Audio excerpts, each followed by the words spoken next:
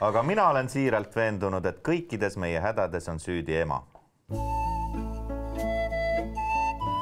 Ma vabandan Eesti inimeste ees võimul olevate erakondade nimel, kes kardavad konkurentsi ja võtavad rahva taskust 5,4 miljonit eurot, et oma võimu tsementeerida, et oma toolidest lõputult kinni hoida.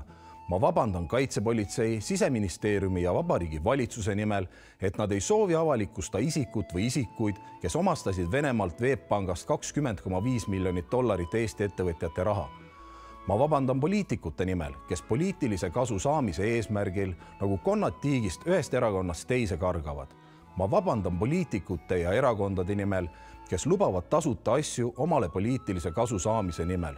Vabandan Eesti Vabariigi Valitsuse nimel, et vastu on võetud otsus teha ühisfirma Vene riigiettevõttega ja teenida kopsakat kasumit ajal, mil põllumajandustootjad on sunnitud ühinema peale sunnitud embargoga ja kahjusid kannatama.